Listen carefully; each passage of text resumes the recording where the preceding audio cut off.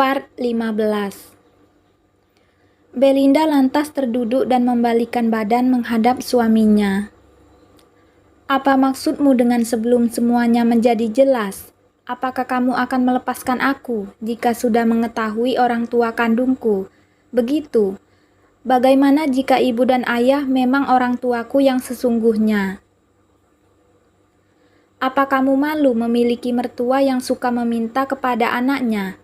Mereka memanfaatkan aku, itu wajar. Aku anaknya. Satu yang aku tahu, jika beliau memang benar sayang denganmu, dia tidak akan tega membedakan anaknya begitu kentara. Intuisiku kuat, Linda, dan aku jelas sangat percaya diri, lantas meyakini juga bahwa mereka bukan orang tuamu. Aku pergi dulu, istirahatlah, tunggu kabar dari Om Yanto nanti. Gio tidak ingin terlalu cepat mengatakan jika memang para Wibisono bukan orang tua kandung Belinda. Gio ingin supaya sang istri secara perlahan mengetahui semuanya secara bertahap. Ia tidak tega membiarkan istrinya shock. Belinda kembali berbaring dengan pertanyaan yang mengganjal di benaknya. Ia sejujurnya tidak yakin jika ibunya akan tinggal diam dan mengikuti kemauan Gio untuk tidak merecoki hidupnya.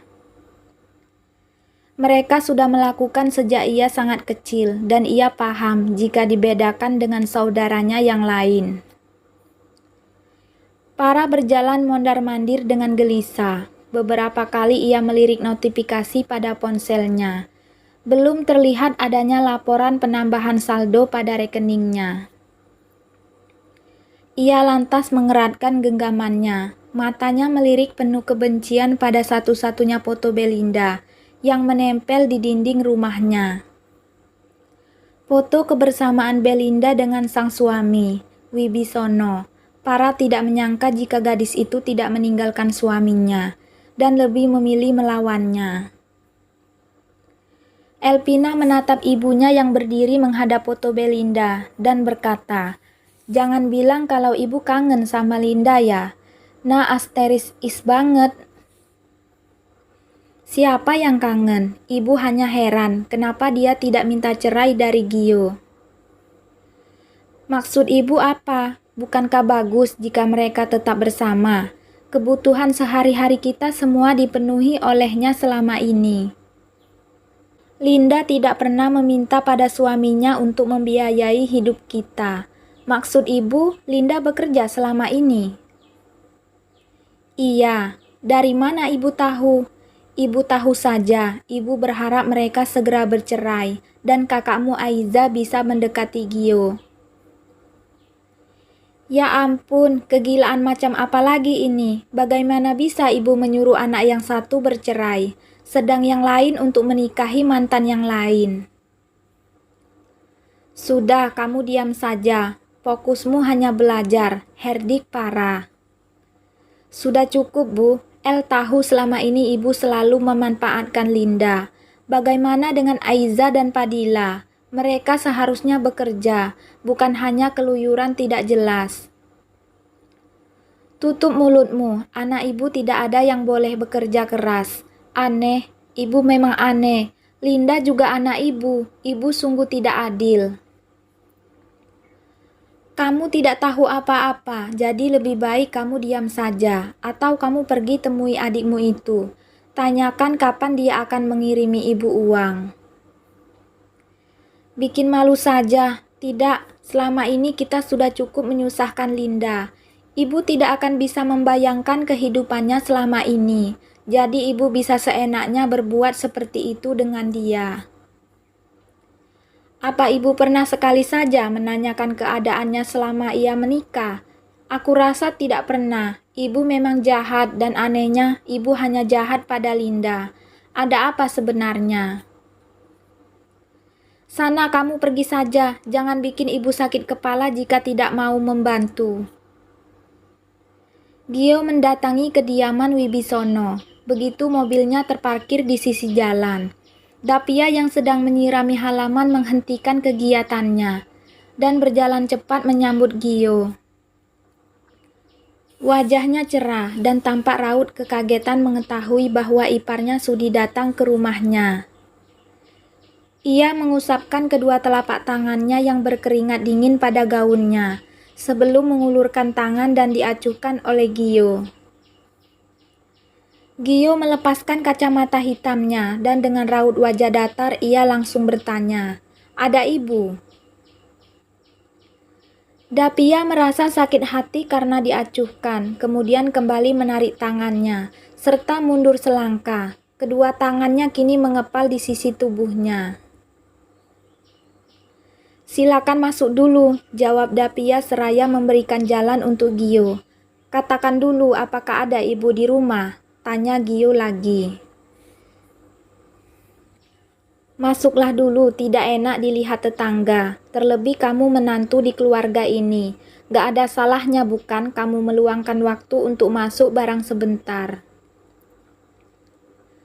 "Aku tidak ingin membuang waktu jika tidak ada ibu di rumah," kata Gio yang kemudian berbalik menuju mobilnya. Dapia segera mengejar Gio dan merapatkan tubuhnya dengan menggapai siku Gio. "Ibu ada kok di dalam, yang sabar dong, aku kan belum menjawab," kata Dapia lembut menggoda. Bahkan satu sisi dadanya nyaris menempel pada lengan atas Gio.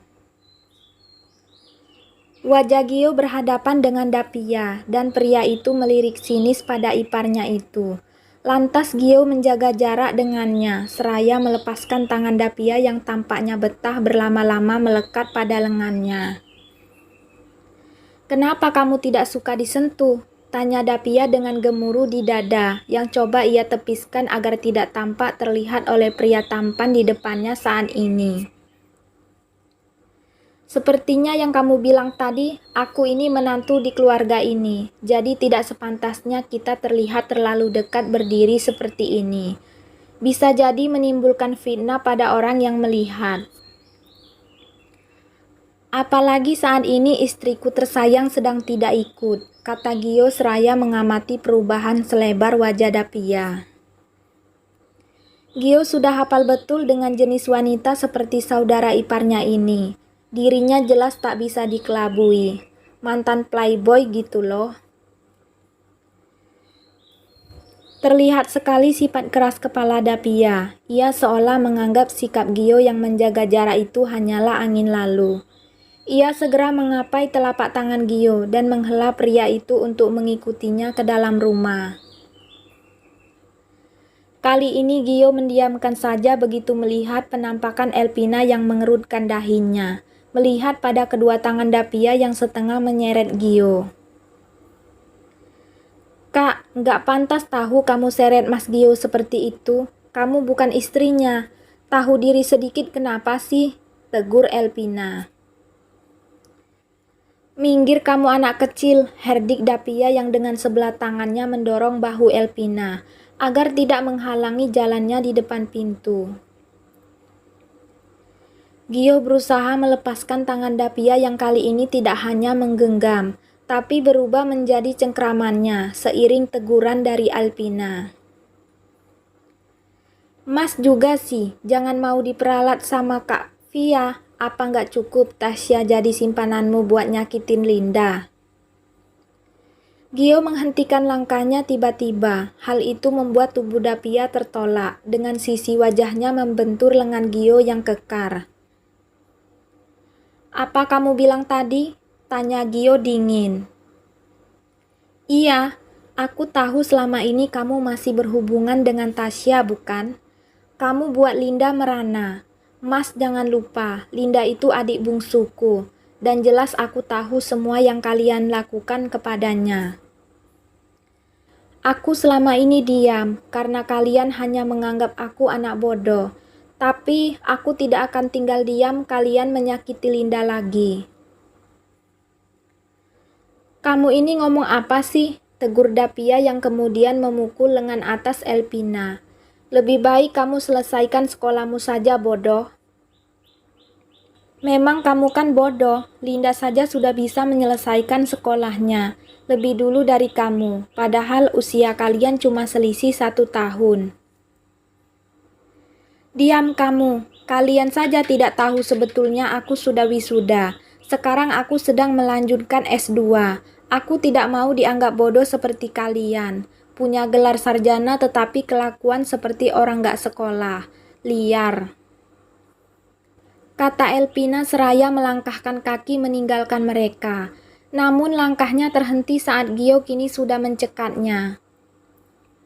Tunggu dulu, jelaskan apa maksudmu aku masih menjalin hubungan dengan Tasya.